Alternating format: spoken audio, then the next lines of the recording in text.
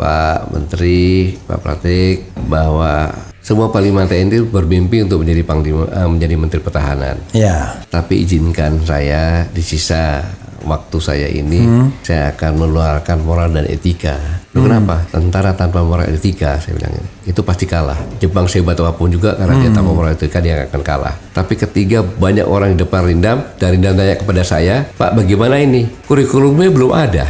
Siapa yang bertanggung jawab belum ada kan gitu.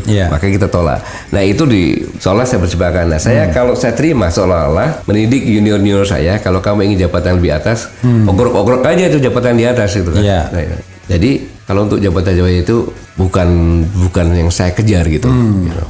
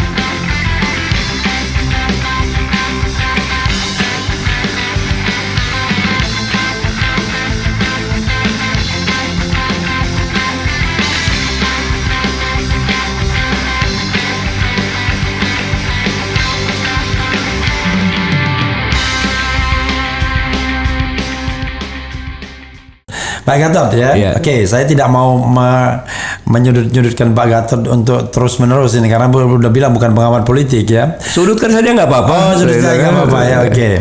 Karena itu biar disudutkan, biar penonton yang menyudutkan ya kan. Oke. Saya bacakan beberapa hal yang barangkali Pak Gatot entah gimana cara menjawabnya, itu terserah Pak Gatot. Ini yang relevan. Ini yang relevan. Militan ABW, tolong ketegasan Pak Gatot bagaimana terkait dukungan. Apakah benar Pak Gatot seperti podcast sebelumnya akan mendukung orang yang punya partai dan punya uang sendiri, artinya tidak dikendalikan oligarki alias wowo ya, tanda tanya. Nah, kemudian Pilpres bakal 2 putaran, Anies kalah di putaran kedua. Ini oleh pendukung Pak Jokowi ya.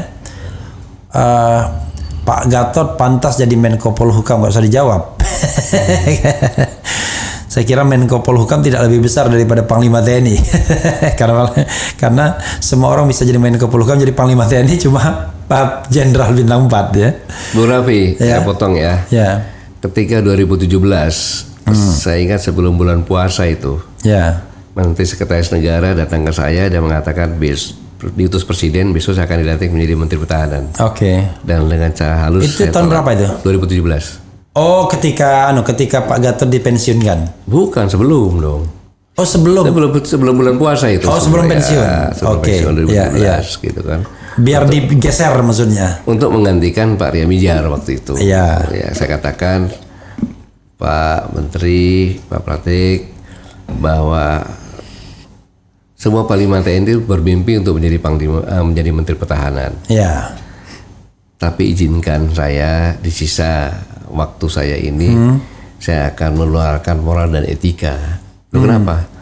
Tentara tanpa moral etika, saya bilang itu pasti kalah. Jepang sehebat apapun juga, karena dia tanpa moral etika dia akan kalah. Kok begitu? Maksudnya gimana? Begini, Pak. Publik mengetahui bahwa saya berseberangan dengan Pak Ria Mijar. Karena waktu itu Pak Ria Mijar akan melaksanakan latihan dengan tentara Cina di Laut Cina Selatan. Saya jawab, saya tidak akan mengeluarkan 1 orang prajurit pun untuk latihan. Saya jawab seperti itu. Oh gitu? Ya. Kenapa? Karena saya adalah di bawah Presiden. Kebijakan pemerintah adalah jangan membuat hal gaduh di Laut Cina Selatan. Gitu loh.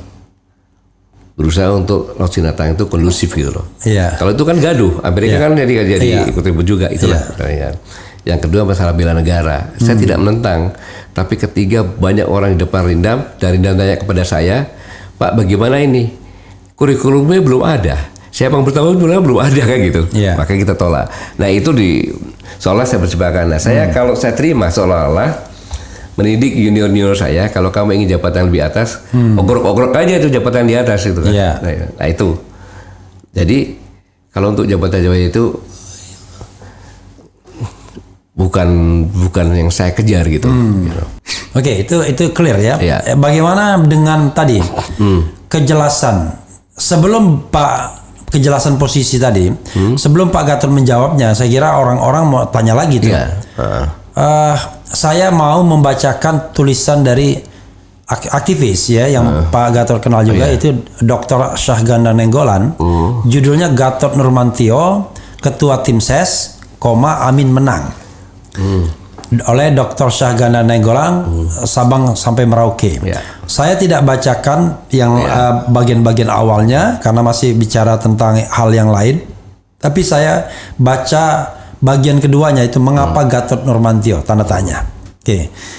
Gatot Nurmantio adalah sosok jenderal oposisi yang 5 tahun belakangan ini mengemban isu perang global, yaitu anti komunisme.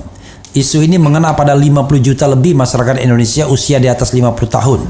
Secara strategis, isu ini diametral dengan Jokowi dan rezimnya yang mengusung rehabilitasi sepihak pada korban _pelaku G30 PKI melalui Kepres 17 2022. Jumlah suara pendukung Gibran jika diasumsikan paralel dengan isu Kepres 17 2022 tersebut berjumlah sekitar 15 juta jiwa, dan itu akan mendukung Prabowo Gibran. Sebaliknya, jika Gatot menjadi ketua tim ses Anies, sedikitnya jumlah yang sama akan mendukung Amin, sebuah jumlah korban kekejaman G30 PKI dulu. G30S dulu. Kedua, Gatot Nurmantio merupakan jenderal penuh dengan kedekatan luar biasa pada Islam. Guru ngaji Gatot dan Muhaimin Iskandar salah satunya adalah Kiai Haji Thoifur di Purworejo. Namun Gatot yang gandrung berguru ke kiai-kiai dan ulama mempunyai jaringan yang kuat dengan tokoh masyarakat. Sebagai orang Solo asli, bukan Tegal, ya kan, maupun mantan Danrem Bogor dan Panglima di Jawa Timur, Gatot memiliki pengetahuan bagaimana mengorganisir kekuatan di sana. Ketiga, Gatot dipersepsikan dekat dengan Tommy Winata. Tommy Winata kabarnya adalah salah satu dari 9 naga yang paling disegani di Indonesia. Namun bagi Gatot, Tommy adalah sosok nasionalis yang kerjanya hanya menjadi supporter seumur hidup bagi eksistensi tentara nasional. Gatot tidak pernah menjadi anak buah Tommy. Kepada saya, Gatot pernah mengatakan bahwa dia mengenal Tommy ketika Tommy masih naik sepeda motor dan antri untuk ketemu Jenderal Idris Sudrajat. Sekali lagi, Gatot bukan anak buah Tommy, bahkan Gatot mendukung ide negara di atas kekuatan dan kepentingan konglomerat. Sosok yang demikian kokoh pada Gatot Nurmantio adalah pilihan utama bagi Amin jika mau menang.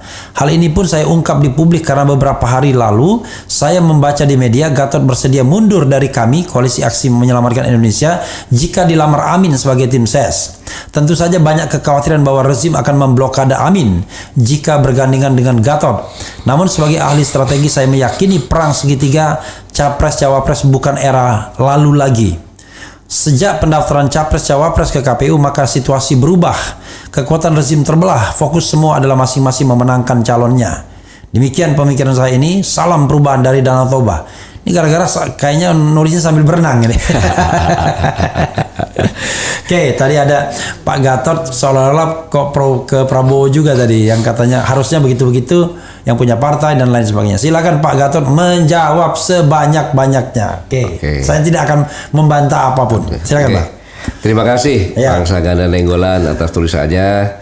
Kemudian saya sampaikan saya tidak berpihak kepada Pak Prabowo. Hanya saya sampaikan bahwa Pak Prabowo itu kemarin itu di dalam tekanan yang sungguh luar biasa, karena Ketua Mahkamah Konstitusi yang mengatakan masih ada satu lagi. Kalau 70 tahun itu diiyakan, maka ada salah satu calon presiden. Itu kan ancaman. Maka deklarasi kemarin sore itu tunjukkan, paman ini loh, ponakanmu udah jadi pasangan saya, kan begitu.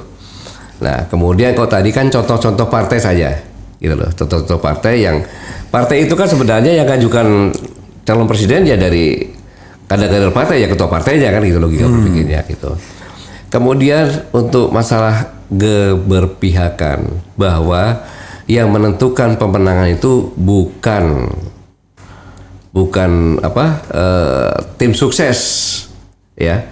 Yang pokok menentukan adalah sosok presiden dan wakil presiden tersebut. Makanya kan selama ini kan wakil presiden pun jadi penentu juga begitu loh. Jadi saat ini saya ulangi, saat ini saya belum menentukan saya ada di mana. Oke. Bang Anies sahabat saya, sama-sama waktu di kabinet kan gitu. Kemudian Pak Prabowo senior saya, teman diskusi saya kayak gitu. Kemudian Pak Ganjar gubernur kampung saya kan gitu, saya di Solo kan gitu. Ya. Dan sahabat saya juga dekat sama beliau. Sehingga saat ini biarlah saya sebagai pengamat kecil-kecilan yang mengamati saja dulu dan belum, dan kata-kata saya akan keluar dari kami kalau dilamar. Kalimat yang sebenarnya adalah Koalisi Aksi Menyelamatkan Indonesia itulah organisasi yang bukan politik praktis untuk ke DPR maupun mendukung salah satu presiden, calon presiden. Anggota kami yang mendukung salah satu calon presiden silakan, tetapi yang dalam struktur presidium maupun eksekutif komite ya harus mundurkan diri. Contohnya saya, kalau saya akan mendukung salah satu calon sebagai tim, maka saya harus mundurkan diri sebagai presidium. Itu yang sebenarnya begitu. Jadi begitu Bang Raffi. Jadi dalam kondisi seperti ini saya mengamati dulu saja Bang Raffi. Oke.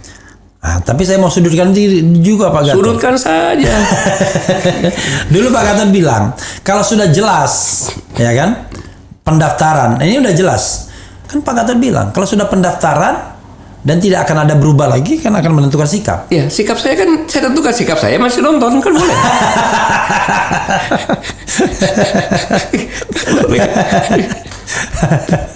Ya, oke. Jadi ada lagi sudutkan, silakan lagi sudutkan. Sikapnya lagi. masih nonton ya. Gitu loh, sobat Hero sekalian, sikapnya masih nonton. Masih berada di luar pagar. Tapi pagar mana Pak yang terdekat? Yang terdekat mudah-mudahan pagar perubahan, mudah-mudahan ya kan. Oke. Yang bilang bubar mohon maaf, amin dah daftar ya. Tapi Pak Gatot sebenarnya oke, kalau Ganjar udah pasti daftar ya kan, karena waktu ya, itu sama-sama Mega 128 kursi dia tentu. Prabowo ya tinggal ganding satu partai ingin daftar. Tiba-tiba yang Sagani kan Amin kan, Anies kan hampir nangis tuh di Nasdem ketika dia sebelum datang ke KPU itu, sebelum ke KPU dia ke Nasdem ngomong, dan di situ dia kemudian mengungkapkan isi hatinya yang luar biasa, dan dia menangis pada waktu itu. Bagaimana susahnya hanya untuk mendaftar saja, dan akhirnya mendaftar. Komentar Pak Gatot? Iya, namanya mau jadi presiden begitu tuh nggak susah, ringan lah. Kan gitu. Jadi presiden loh kan gitu. Jadi justru rintangan-rintangan itu menjadi indah. Kan gitu. Kan gitu, rintangan-rintangan menjadi indah. Itu cobaan memang harus dilalui gitu kan gitu. Dan saya pikir Pak Anies tegar juga menghadapi itu. Pada saat dia menangis bukan menangis karena sedih, menangis karena bersyukur kan itu sebenarnya. Karena terharu ya. Terharu aja gitu.